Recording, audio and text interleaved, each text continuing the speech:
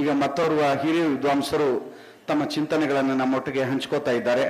ವಚನ ಸಾಹಿತ್ಯ ಸಂಶೋಧನೆ, ಸಂಗ್ರಹ, ಸಂಪಾದನೆ, ಪ್ರಕಟಣೆಯಲ್ಲಿ ತಮ್ಮನ್ನ ನಿರಂತರವಾಗಿ ತೊಡಗಿಸಿಕೊಂಡಿರುವಂತಹ ನಮ್ಮೆಲ್ಲರ ಅಭಿಮಾನದ ಡಾಕ್ಟರ್ ವೀರಣ್ಣ ರಾಜೂರ್ ಸರ್ ಅವರು ತಮ್ಮ ಚಿಂತನೆಗಳನ್ನ ನಮ್ಮೊಟ್ಟಿಗೆ ಹಂಚ್ಕೋಬೇಕು ಹಾಗೆ ಅಂತೇಳಿ ನಾನು ಕೇಳ್ಕೊಳ್ತೀನಿ.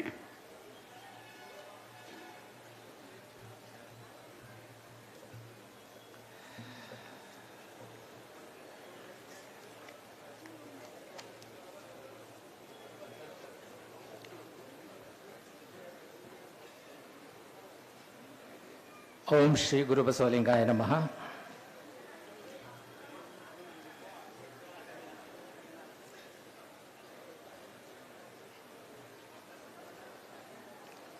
ಲಿಂಗಾಯತ ಮಠಾಧೀಶರ ಒಕ್ಕೂಟ, ಜಾಗತಿಕ ಲಿಂಗಾಯತ ಮಹಾಸಭೆ ಹಾಗೂ ಎಲ್ಲ ಬಸವಪರ ಸಂಘಟನೆಗಳು ಸೇರಿ ಹಮ್ಮಿಕೊಂಡಿರುವಂಥ ಬಸವ ಸಂಸ್ಕೃತಿ ಅಭಿಯಾನದ ಉದ್ಘಾಟನಾ ಸಮಾರಂಭದ ದಿವ್ಯ ಸಾನ್ನಿಧ್ಯವನ್ನು ವಹಿಸಿರುವಂಥ ಎಲ್ಲ ಪರಮ ಪೂಜ್ಯರ ಅಡಿದಾವರಿಗಳಿಗೆ ಭಕ್ತಿಪೂರ್ವಕ ಪ್ರಣಾಮಗಳನ್ನು ಸಲ್ಲಿಸಿ,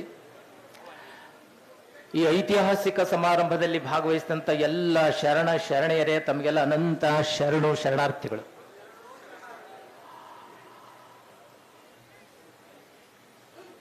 ಇಲ್ಲಿ ಸೇರಿದಂಥ ಈ ಜನಸಾಗರವನ್ನು ನೋಡಿದ್ರೆ ಮಾತಾಡಲೇಬಾರದು ಅಂತ, ಇದನ್ನು ನೋಡ್ಕೊತಾ ನಿಂದಿರಬೇಕು ಅನ್ನುವಂಥ ಒಂದು ಸಂತೋಷ ನನಗೆ ಆಗ್ತದೆ.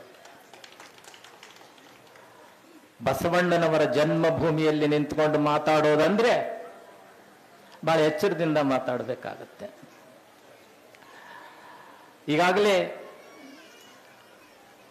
ಇಲ್ಕಲ್ ಶ್ರೀಗಳು ಅದಕ್ಕಿಂತ ಪೂರ್ವದಲ್ಲೇ ಜಾಮದಾರ್ ಸರ್ ಅವರು ಕೆಲವು ಮಾತುಗಳನ್ನು ಹೇಳಿದ್ದಾರೆ. ಜಾಮದಾರ್ ಸರ್ ಅವರ ಮಾತನ್ನ ಮತ್ತೊಮ್ಮೆ ಉಚ್ಚರಿಸುವ ಮೂಲಕ ನಮ್ಮ ಧರ್ಮ ಅದು ಬಸವ ಧರ್ಮ, ಲಿಂಗಾಯತ ವೀರಶೈವ ಬದಿಗಿಟ್ಟು ಎಲ್ಲರೂ ಒಕ್ಕಟ್ಟಾಗಿ ಬಸವ ಧರ್ಮವನ್ನ ಬೆಳೆಸಲಿಕ್ಕೆ ಪಣ ತೊಟ್ಟಂತಹ ಈ ಸಂದರ್ಭದಲ್ಲ, ಇದು ಐತಿಹಾಸಿಕ ಸಮಾರಂಭ ಅಂತ ನಾನು ತಿಳ್ಕೊಂಡೆ. ಅವ್ರು ಹೇಳಿದರಲ್ಲ, ಬಸವಂ ಶರಣಂ ಗಚ್ಚಾಮಿ, ಇನ್ನು ಮುಂದೆ ನಾವೆಲ್ಲ ಬಸವಂ ಶರಣಂ ಗಚ್ಚಾಮಿ ಅನ್ಕೊತೋಣ. ಇಂಥ ಒಂದು ಅಪೂರ್ವ ಪವಿತ್ರ ಸಮಾರಂಭದಲ್ಲಿ ಭಾಗವಹಿಸಲಿಕ್ಕೆ ನನಗೆ ಅವಕಾಶ ಕೊಟ್ಟಂತ ಈ ಎಲ್ಲ ಸಂಘಟನೆಗಳಿಗೆ ನಾನು ಆರಂಭದೊಳಗಡೆ ಭಕ್ತಿಪೂರ್ವಕ ಪ್ರಣಾಮಗಳನ್ನು, ಶರಣಾರ್ಥಿಗಳನ್ನು ಸಲ್ಲಿಸ್ತೇನೆ.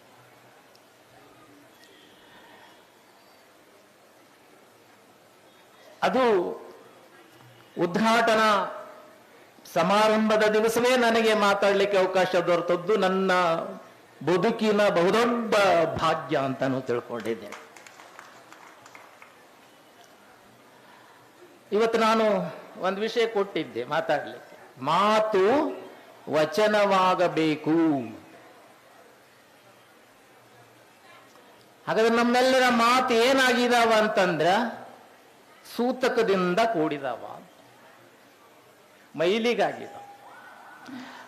ಮಾತಿಗೆ ಅಂಟಿಕೊಂಡಂತ ಮೈಲಿಗೆಯನ್ನ ಕಳಿಬೇಕಾದ್ರೆ ನಾವು ಶರಣರು ಹೇಳಿದಂತ ನಡೆ ನುಡಿ ಸಿದ್ಧಾಂತವನ್ನ ಅನುಸರಿಸುವ ಮೂಲಕ ನಮ್ಮ ಮಾತನ್ನ ವಚನ ಮಾಡ್ಕೋಬೇಕು.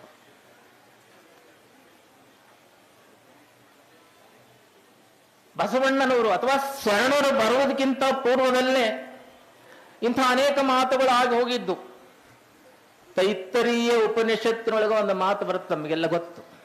ಸತ್ಯಂ ವದ ಧರ್ಮಂ ಚರ, ಸತ್ಯವನ್ನು ನುಡಿ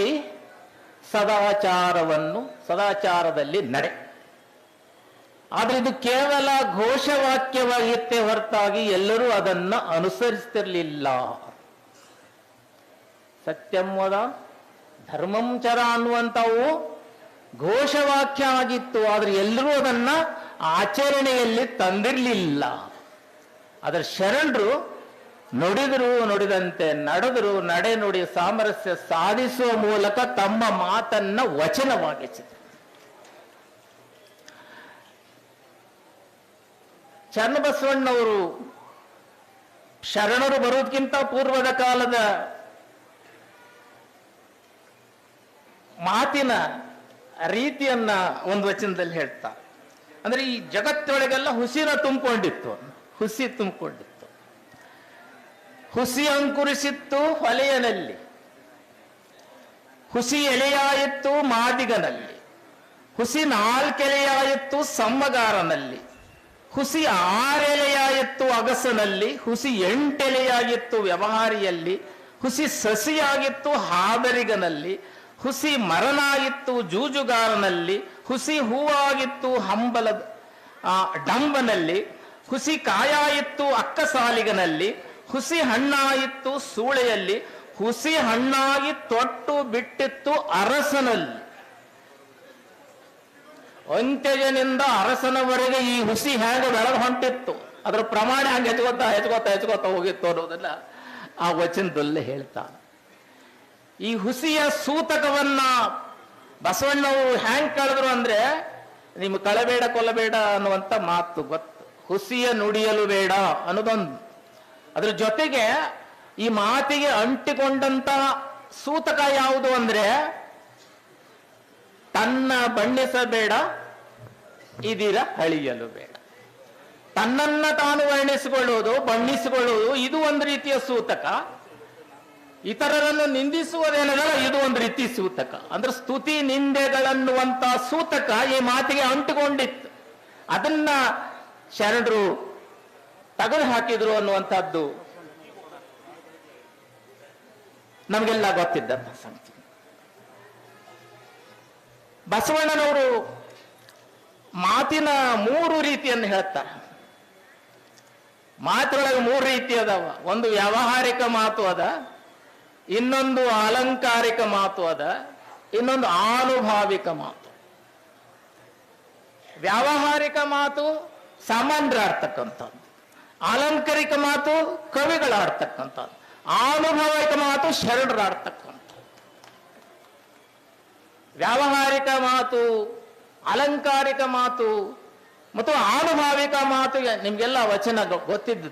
ಕೆರೆಹಳ್ಳ ಭಾವಿಗಳು ಮೈದೆಗೆದರೆ ಒಳ್ಳೆ ಗೊರಚೆ ಚಿಪ್ಪುಗಳ ಕಾಣಬಹುದು, ವಾರಿದಿ ಮೈದೆಗೆದರೆ ಮುತ್ತು ರತ್ನಗಳ ಕಾಣಬಹುದು, ಕೂಡಲ ಸಂಗನ ಶರಣರು ಮನ ಜರೆದು ಮಾತನಾಡಿದರೆ ಲಿಂಗವೇ ಕಾಣಬಹುದು.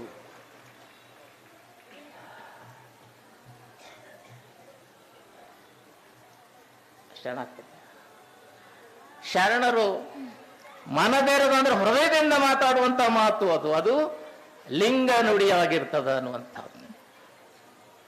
ಹಾಗಾದ್ರೆ ವಚನ ಅಂದ್ರೆ ಏನು? ನಾವು ತಿಳ್ಕೊಂಡದ್ದು ವಚನ ಅಂದ್ರೆ ಮಾತು ಅಂತ. ಅದು ಕೇವಲ ಮಾತು ವಚನ ಅಲ್ಲ. ವಚನದ ಅರ್ಥ ಆ ಪದದಲ್ಲಿ ಇಲ್ಲ.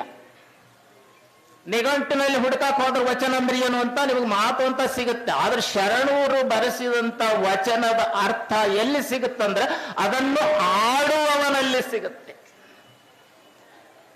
ಹಾಗಾದ್ರೆ ಏನದು? ಬಸವಣ್ಣವರೇ ಒಂದು ವಚನ ಹೇಳ್ತಾರೆ, ನುಡಿದರೆ ಮುತ್ತಿನ ಹಾರದಂತಿರಬೇಕು, ನುಡಿದರೆ ಮಾಣಿಕ್ಯದ ದೀಪ್ತಿ ಅಂತಿರಬೇಕು, ನುಡಿದರೆ ಸ್ಫಟಿಕದ ಶಲಾಖೆ ಅಂತಿರಬೇಕು, ನುಡಿದರೆ ಲಿಂಗ ಮೆಚ್ಚಿ ಹೌದೌದು ಅನ್ನಬೇಕು ಇತ್ಯಾದಿ. ನುಡಿಯೊಳಗಾಗಿ ನಡೆಯದಿದ್ದರೆ ಕೂಡಲ ಸಂಗಮ ದೇವ ಎಂತೊಲಿವನಯ್ಯ. ಅಂದ್ರೆ ನಮ್ಮ ಮಾತು ವಚನವಾಗಬೇಕಾದರೆ ಹೇಗೆ ನುಡಿದಿರ್ತೀವೋ ಹಾಗೆ ನಡಿಬೇಕು. ಹಾಗಾಗಿನೇ ಶರಣ ಸಿದ್ಧಾಂತ ಅಂದ್ರೆ ನಡೆ ನುಡಿ ಸಿದ್ಧಾಂತ. ಹಾಗಾಗಿ ಮೊಟ್ಟ ಮೊದಲಿಗೆ ಬಸವಣ್ಣನವರ ಕ್ರಾಂತಿ ಎಲ್ಲಿ ನಡೀತು ಅಂದ್ರೆ ಮಾತಿನ ಮೂಲಕ ನಡೀತದೆ.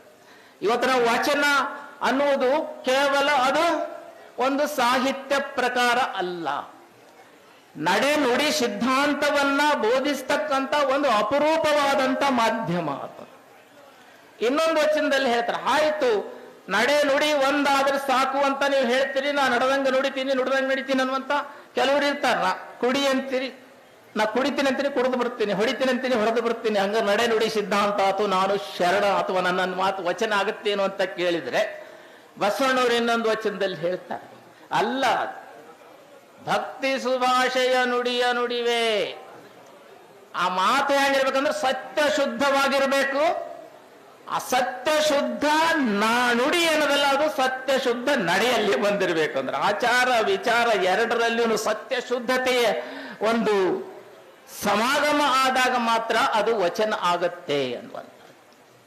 ಹಾಗಾಗಿ ನಾವು ಹೇಳ್ತಿರ್ತೇವೆ ಶರಣರ ಕ್ರಾಂತಿ ಅಂದ್ರೆ ಇದು ಧಾರ್ಮಿಕ ಕ್ರಾಂತಿ, ಇದು ಸಮಾಜೋಧಾರ್ಮಿಕ ಕ್ರಾಂತಿ ಅಂತ.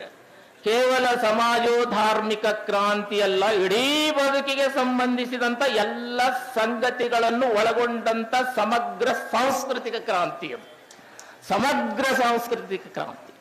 ಅದಕ್ಕೆ ಸಾಹಿತ್ಯ ಮತ್ತು ಭಾಷೆ ಅನ್ನುವಂಥವಲ್ಲ, ಅದರ ಮೇಲೆ ಅಂದ್ರೆ ಅದರಲ್ಲಿನೂ ಸಹಿತ ಆಮೂಲಾಗ್ರವಾಗ ಬದಲಾವಣೆ ಆಗಬೇಕು ಅಂತಾನೆ ಶರಣರ ಕ್ರಾಂತಿ ಮಾಡಿದ್ರು. ಧರ್ಮದಲ್ಲಿ ಹೇಗೆ ಬದಲಾವಣೆ ಮಾಡಿದ್ರು, ಸಮಾಜದಲ್ಲಿ ಹೇಗೆ ಬದಲಾವಣೆ ಮಾಡಿದ್ರು, ವ್ಯಕ್ತಿಯಲ್ಲಿ ಹೇಗೆ ಬದಲಾವಣೆ ಮಾಡಿದ್ರು, ಹಾಗೇನೆ ಸಾಹಿತ್ಯದಲ್ಲಿ ಭಾಷೆಯಲ್ಲಿನೂ ಸಹಿತ ಬದಲಾವಣೆಯನ್ನ ತಂದ್ರು. 12ನೇ ಶತಮಾನದ ನಂತರದ ಸಾಹಿತ್ಯದ ಸ್ವರೂಪವನ್ನ ನೋಡಿದ್ರೆ ನಮ್ಗೆ ಅರ್ಥ ಆಗತ್ತೆ. ಹಾಗಾದ್ರೆ ಏನ್ ಮಾಡಿದ್ರು ಅಂತಂದ್ರೆ, ಇಡೀ ಕನ್ನಡ ಸಾಹಿತ್ಯದ ಚರಿತ್ರೆಯನ್ನ ನಾವು ನೋಡಿದ್ರೆ, ಹಿಂದಿನ ಕಾಲದ ಸಾಹಿತ್ಯ ನೋಡಿದ್ರೆ ಅಲ್ಲಿ ಚಂಪು ಅದ, ಅಂದ್ರೆ ಶಾಸ್ತ್ರಬದ್ಧವಾದಂತ ಕಾವ್ಯಗಳು ಹುಟ್ಕೊಂಡು, ಅದಕ್ಕೆ ತನ್ನದೇ ಆದಂತ ಒಂದು ರೀತಿ ಭಾಷೆ ಅದ, ಅದಕ್ಕೊಂದು ರೂಪ ಅದ, ಅದಕ್ಕೊಂದು ದೃಷ್ಟಿ ಧೋರಣೆ ಅಥವಾ ಅದರ ಆಶಯ ಅದ. ಆ ಎಲ್ಲ ಹಿಂದಿನ ಪರಂಪರೆಯ ಕಟ್ಟುಪಾಡುಗಳನ್ನ ಕಿತ್ತೊಗೆದು ಮುಕ್ತವಾದ ರೀತಿಯ ಸಾಹಿತ್ಯವನ್ನ ರಚಿಸಬೇಕು ಅಂತ ಅವ್ರ ಪ್ರಯತ್ನ. ವಚನ ಅನ್ನುವಂತಹದ್ದು ಇದು ಮುಕ್ತವಾಗಿ ಎಲ್ಲರಿಗೂ ಸಹಿತ ತಟ್ಟುವಂತ ಮುಟ್ಟುವಂತ ಒಂದು ರೀತಿಯ ಸಾಹಿತ್ಯ ಬಂತು. ಹಿಂದಿನ ಸಾಹಿತ್ಯದೊಳಗ ರಾಮಾಯಣನೋ ಮಹಾಭಾರತನೋ ಜೈನ ಕೃತಿಗಳು ಇನ್ಯಾವುದೋ ಕಥಾನಕವನ್ನ ಇಟ್ಟುಕೊಂಡು ಕಾವ್ಯಗಳು ಹುಡುತ್ತಿದ್ದು. ಆದ್ರೆ ವಚನದೊಳಗ ಯಾವುದೇ ರಾಮಾಯಣ ಇಲ್ಲ, ಯಾವುದೇ ಮಹಾಭಾರತ ಇಲ್ಲ, ಯಾವುದೇ ಕಥೆ ಇಲ್ಲ. ಇಲ್ಲಿದ್ದದ್ದು ಏನು ಅಂದ್ರೆ ಇಡೀ ಬದುಕೇ ವಚನ ಸಾಹಿತ್ಯದ ವಸ್ತು. ಬದುಕಿನ ಎಲ್ಲ ಸಂಗತಿಗಳು ವಚನ ಸಾಹಿತ್ಯದ ವಸ್ತುವಾಗಿ ನಿಂತುಕೊಂಡಿದ್ದಾವೆ. ಹಾಗಾದ್ರೆ ಇಲ್ಲೇ ಆ ಚಂಪುವಿನ ಹಂಗ ವೃತ್ತದಾನೋ, ಕಂದದಾನೋ, ಶ್ಲೋಕದಾನೋ, ಗದ್ಯದಾನೋ ಅಂತ ಕೇಳಿದ್ರೆ ಇಲ್ಲಿ ಯಾವುದು ಇಲ್ಲ. ಇಲ್ಲಿದ್ದದ್ದು ಮುಕ್ತವಾದಂತ ಒಂದು ವಚನ.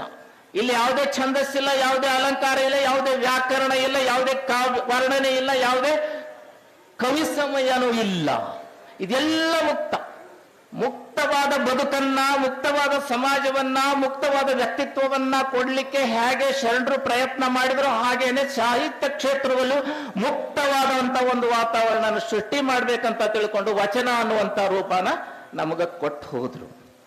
ಅದರಲ್ಲಿದ್ದಂತ ರೂಪ ಮುಕ್ತ, ಅದರಲ್ಲಿದ್ದಂತ ಆಶಯ ಏನು ಅಂತಂದ್ರೆ, ಹಿಂದಿನವರ ಆಶಯಗಳು ಬೇರೆ ಬೇರೆನೆ ಇದ್ದು, ಆದ್ರೆ ವಚನದ ಆಶಯ ಸಕಲ ಜೀವಾತ್ಮರಿಗೆ ಲೇಸನ್ನ ಬಯಸುವುದು, ಆಮೇಲೆ ಮರ್ತ್ಯರ ಮನದ ಮೈಲಿಗೆಯನ್ನ ಕಳೆಯೋದು. ಸಕಲ ಜೀವಾತ್ಮರ ಲೇಸು ಮರ್ತ್ಯರ ಮನದ ಮೈಲಿಗೆ ಕಳೆಯುವಂತಹದ್ದೇ ವಚನದ ಮುಖ್ಯವಾದಂತ ಆಶಯವಾಗಿತ್ತು. ಹಾಗಾಗಿ ವಚನವನ್ನ ಅಂದ್ರೆ ನಮ್ಮ ಮಾತು ವಚನ ಆಗಬೇಕಾದ್ರೆ ನಮ್ಮ ನಡೆ ನುಡಿಯನ್ನ ಏಕೀಕರಿಸಿಕೊಂಡು ಅದನ್ನ ವಚನ ಮಾಡಬೇಕು. ಹಾಗಾಗಿ ವಚನ ಅಂದ್ರೆ ನಾವು ಹಿಂದೆ ಪ್ರಮಾಣ ಅಂತಾನೆ, ಪ್ರತಿಜ್ಞೆ ಅಂತಾನೆ.